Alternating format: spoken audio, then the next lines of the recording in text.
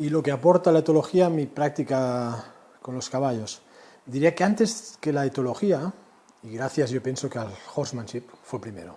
Es decir, que gracias a lo que nos llegó de la mayor parte de Estados Unidos, estos hombres de caballo que empezaron a hacer las cosas de otra forma, pero de una forma intuitiva y con una gran experiencia, nos llegó esta forma diferente de relacionarse con los caballos, y en principio fue gracias a esto, gracias al horsemanship, pero también está, lógicamente, toda la parte de la gestión, de la parte de la cría del caballo, del periodo de monta de las yeguas, de la alimentación, del cuidado de los cascos, de todo lo que el horsemanship, sea de Estados Unidos, sea de aquí, es el hombre de caballo en la cultura que sea.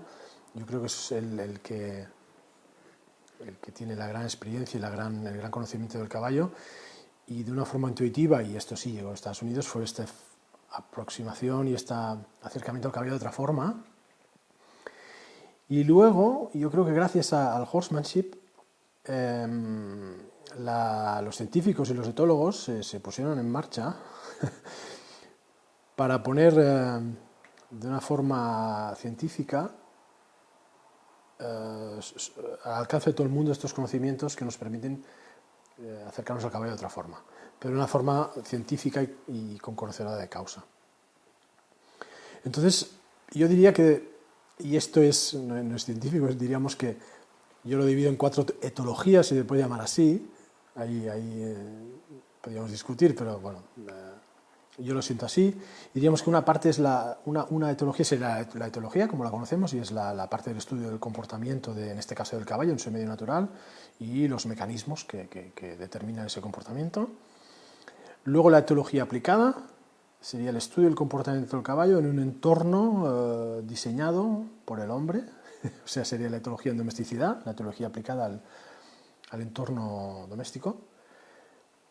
Luego sería la etología cognitiva, que es la parte del estudio de las capacidades cognitivas del caballo, cómo aprende, cómo comprende, cómo funciona su cerebro. Y esta es la parte interesante, la parte que es la que hace que podamos tener acceso a estos tipos de aprendizaje, y a grosso modo podríamos decir que en equitación estamos utilizando la relación con los caballos, el asociativo y el no asociativo. Y dentro del no asociativo estaría la parte de la habituación y sensibilización, y dentro de la habituación estarían los grandes grupos de técnicas de sensibilización. También la habituación ella misma, en cuanto a habituación cuando el humano no interviene, el ejemplo de un caballo que está en un paddock donde muy cerca pasa una carretera, pues sin que intervengamos nosotros directamente, el caballo se irá habituando al paso de otros caballos, de coches, camiones, etcétera, etcétera, ¿no? Y luego, dentro de la habituación, donde intervenimos nosotros, están los grupos de técnicas de sensibilización, la sistemática, el overshadowing, la alimentación, el contracondicionamiento y el acercamiento. Estas técnicas donde intervenimos, y son técnicas de trabajo muy precisas para llegar a hacer que un caballo deje de tener miedo a algún estímulo que le provocaba un cierto temor, ¿no? Y luego diríamos, en el asociativo, los 2 condicionamientos, el operante y el clásico.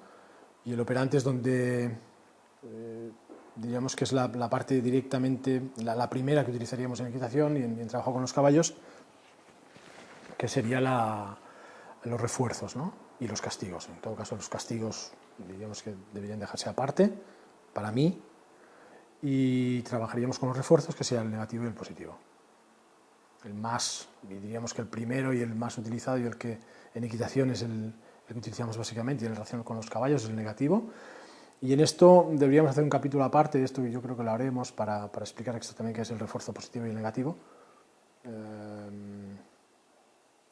Diría que muchas veces está mal entendido, o mal comprendido, y parece que negativo es malo y positivo es bueno, y no tiene nada que ver. Esto es una aplicación que se ha dado de este tipo de nomenclatura a nivel humano, pero científicamente el negativo es quitar y el positivo es poner.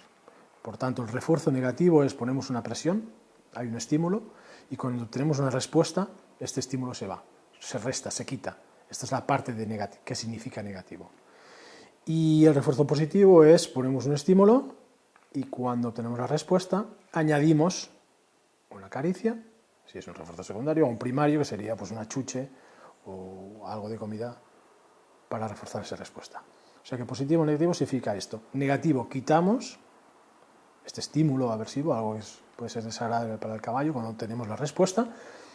Y el positivo es quitamos el estímulo, igualmente puede ser aversivo, y añadimos una recompensa de caricia o de alimentaria.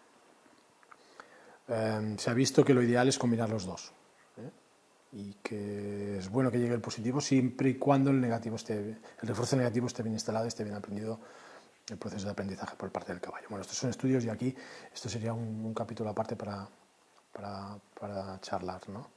Y igualmente en el castigo hay positivo y negativo. O sea, el negativo quitaríamos algo que es interesante, apetecible para el caballo, y el positivo añadiríamos algo que es inconfortable para el caballo. Con lo cual, positivo o negativo no es nada más que negativo quitamos y positivo ponemos y añadimos. Y esto es en la parte, de los condicionamientos, y este sería el operante. Y en el clásico es, una vez se ha instalado, gracias a algo que el caballo puede gestionar, el estímulo que llega lo gestiona, añadiríamos una señal para quitar ese estímulo, y ese sería el condicionamiento clásico. Y esto diríamos que sería para afinar y para que el caballo responda a cada vez hacer menos para obtener más, y sería algo que el caballo puede gestionar. El estímulo, el caballo lo puede anticipar, sería una señal, ¿no? En el caso del condicionamiento clásico. El operante, el caballo es capaz de gestionar este estímulo que le está llegando y lo gestiona dando una respuesta. Este estímulo se va, refuerzo negativo, y a medida que vamos avanzando en el aprendizaje empezamos a instalar una señal encima de este estímulo, de forma que quitamos el estímulo y quedamos con la señal, de forma que el caballo pueda anticipar la respuesta. Y este sería el clásico.